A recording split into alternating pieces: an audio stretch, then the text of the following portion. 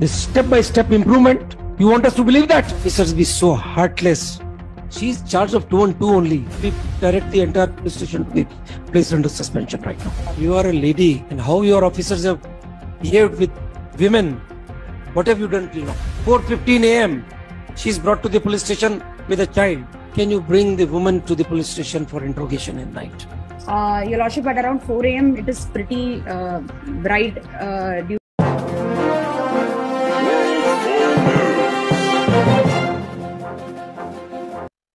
नेहा की एंकरिंग, रिजवान की कलम और टाइम्स वॉच देश दुनिया की प्रस्तुति। आज हम बात करेंगे एक ऐसे सुप्रीम कोर्ट के फैसले की जो हमें याद दिलाता है कि कानून अभी भी जिंदा है। न्याय की वो मशाल जो अंधेरे में भी रोशनी दिखा सकती है, वो अभी पूरी तरह बुझी नहीं है। लेकिन दोस्तों, इस मामले में जो हुआ वो सिर्फ कानून का उल्लंघन नहीं था, बल्कि एक मासूम महिला और उसके 2.5 साल के बच्चे के साथ क्रूरता थी। This step-by-step improvement. You want us to believe that? Officers be so heartless. She's charged of 2 and 2 only. We direct the entire police station to be placed under suspension right now. You are a lady, and how your officers have behaved with women. What have you done till now? 4:15 a.m. She's brought to the police station with a child. Can you bring the woman to the police station for interrogation at night? Your Lordship, at around 4 a.m. it is pretty bright. Again, you are trying to tell us what is day and what is night. Could your officers not have waited for 2 more hours? Now, please don't make us comment. दोस्तों, आइए पहले समझते हैं कि मुल्जिम और मुजरिम में क्या फर्क है।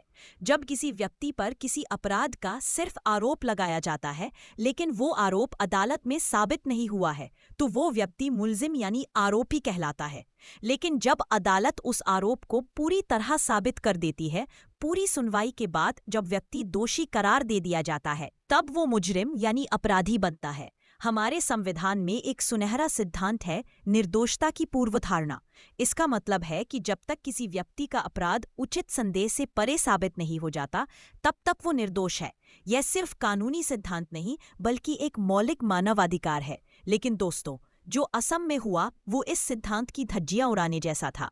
एक मासूम महिला जो किसी हत्या के मुख्य आरोपी की पत्नी थी, सिर्फ इसलिए कि पुलिस को लगा कि शायद उसे अपने पति के ठिकाने की जानकारी होगी, उसे रात 4:15 बजे, जब पूरी दुनिया सो रही थी, सूरज उगने से पहले उसके 2.5 साल के मासूम बच्चे के साथ थाने ले जाया गया।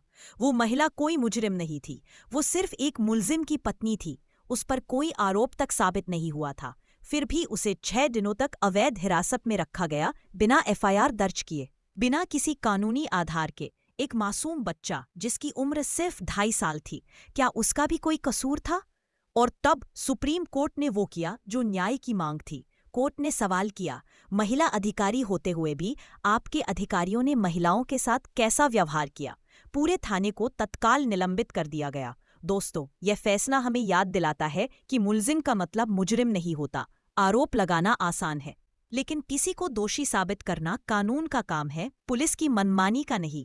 और सबसे बड़ी बात, कानून की नज़र में सबको बराबर न्याय मिलना चाहिए, चाहे वो किसी भी धर्म, जाति या समुदाय का हो। मुल्जिम को मुजरिम मानना यह न्याय नहीं, अन्याय है। शुक्र है कि न्याय का ये हिस्सा अभी जिंदा है, लेकिन सवाल ये है, कब तक? टाइम्स वॉच देश दुनिया के साथ रहिए, सच्चाई आपके सामने लाते रहेंगे।